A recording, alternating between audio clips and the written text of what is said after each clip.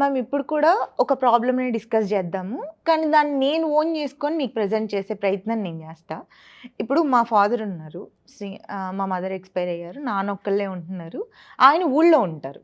ఊర్లో ఉన్నప్పుడు మేమేమో ఇక్కడ జాబ్స్ చేసుకుంటాం. ఇక్కడ సెటిల్ అయిపోయాము.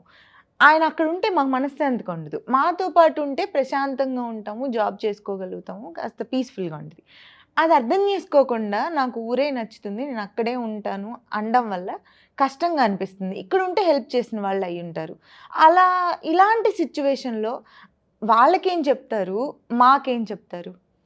ఏం లేదు రూపా, పెద్దాళ్ళు ఒక పాయింట్ తర్వాత కిడ్స్ అయిపోతూ ఉంటారనిపిస్తుంది. ఏంటంటే మనం వర్క్ ప్రెషర్‌లో కానీ లేకపోతే మన పిల్లలు కూడా పెద్దాళ్ళే మననే ఒక మాట అంటున్నప్పుడు పెద్దాళ్ళని కూడా లైక్ ఒక చిరాకు పడినా చేసినా కూడా వాళ్ళు దాన్ని చాలా పెద్దదిగా తీసుకుంటారు. ఆ చిన్న చిన్న విషయాలు కూడా మన దగ్గర ఉన్నప్పుడు వాళ్ళు సఫికేటెడ్‌గా ఫీల్ అవుతారు. వాళ్ళ థాట్ ప్రాసెస్ తప్పని నేను అన్న, కానీ తప్పే. ఎలా అంటే ఇప్పుడు ఊళ్ళ నుంచి మనం ఊర్ల నుంచి అదే ఊర్లో మనం ఉన్నా కూడా లేదా వేరే ఊరు వచ్చినా కూడా వైఫ్ హస్బెండ్ వర్క్ చేసుకునే సిచ్యువేషన్లో ఇప్పుడు ఉన్నప్పుడు వాళ్ళు వేరే చోట ఉండి మనం ఇక్కడుండి ఏదన్నా ఒక సిచ్యువేషన్ వచ్చినప్పుడు హ్యాండిల్ చేయటం అనేది అది హెల్త్ ఒక్కటే కావక్కర్లా, మంచి చెడుతో సహా ఒక సిచ్యువేషన్ హ్యాండిల్ చేయాల్సి వచ్చినప్పుడు మనం పడే ఇబ్బంది ఏంటి అన్నది వాళ్ళు అర్థం చేసుకోకపోవటం అనేది నా దృష్టిలో తప్పే రూపా.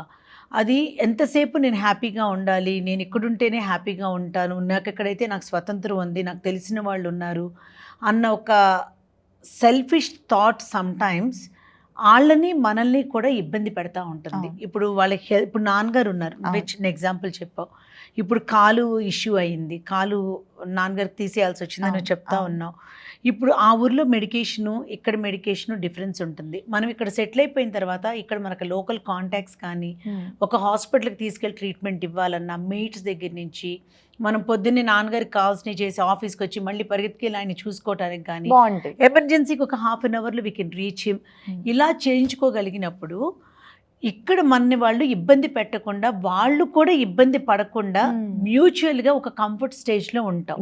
ఇప్పుడు వాళ్ళు ఉన్న ఊర్లో ఉంటారు, వాళ్ళకి మెడికేషన్ ఎలా ఉంటుందో తెలీదు, మనం ఎక్కువ రోజులు ఉండలేము అక్కడ. అంతా మనకి ఇప్పుడు అలవాటు తప్పిపోయిన ప్లేస్ అంతా మనకి కొత్త. ఇప్పుడు డబ్బులు ఇచ్చినా కూడా మనకు వచ్చి అసిస్ట్ చేసేవాళ్ళు సిటీలో దొరికినట్టు విలేజెస్లో దొరకట్లేదు. ఆ తర్వాత పోస్ట్ సర్జికల్గా చూసుకున్నా కూడా ఎవరు చూసుకుంటారు, ఎలా ఉంటారు, మెడికేషన్ అందిందా లేదా, ఫుడ్ తినగలిగారా లేదా, రెగ్యులర్ ఫాలోఅప్, స్ట్రెస్ అసలు వాళ్ళు అక్కడ వాళ్ళని చూసుకోగలిగినా ఇక్కడ మనం నెమ్మదిగా ఉండలేం. మధ్య మధ్యలో వెళ్ళాలన్నా మనకి ఇబ్బంది. ఒక ఎమర్జెన్సీ వచ్చిందంటే వాళ్ళు మనతో చెప్పడానికి ఇబ్బంది పడతారు, మళ్ళీ ఎక్కడ ఇబ్బంది పడతామా అని ఆలోచిస్తారు. ఇంత కన్ఫ్యూజను, ఇంత కాంప్లికేటెడ్గా లైఫ్ని లీడ్ చేయాల్సిన అవసరం ఏముంది, మనం చూసుకుంటాము అని ఒక భరోసా ఇచ్చినప్పుడు నిజంగా కూడా ఇప్పుడు పిల్లలందరూ పేరెంట్స్ని చాలా చక్కగా చూసుకుంటున్నారు. చిన్న చిన్న విషయాలకు వాళ్ళు హర్ట్ అవ్వటం, చిన్న చిన్నవి మైన్యూట్ థింగ్స్ని కూడా లైక్ పెద్దదిగా ఆలోచించటం ఈజ్ సంథింగ్ అన్ఫార్చునేట్. వాళ్ళు కావాలని చేసేది కాదు, వయసు రీత్యా వచ్చే మార్పు ఏమో నాకు తెలీదు.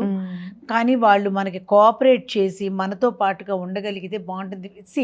ఇప్పుడు మనతో పాటు అంటే మన ఇంటిలోనే ఉండమని కాదు, మనకు దగ్గరలో లేదా మనం ఉండే ఊరిలో ఒక యాక్సెసిబిలిటీలో ఉంటే కనుక ఎఫోర్డ్ చేయగలిగినప్పుడు వాళ్ళు మనం కూడా చాలా హ్యాపీగా ఉంటాం.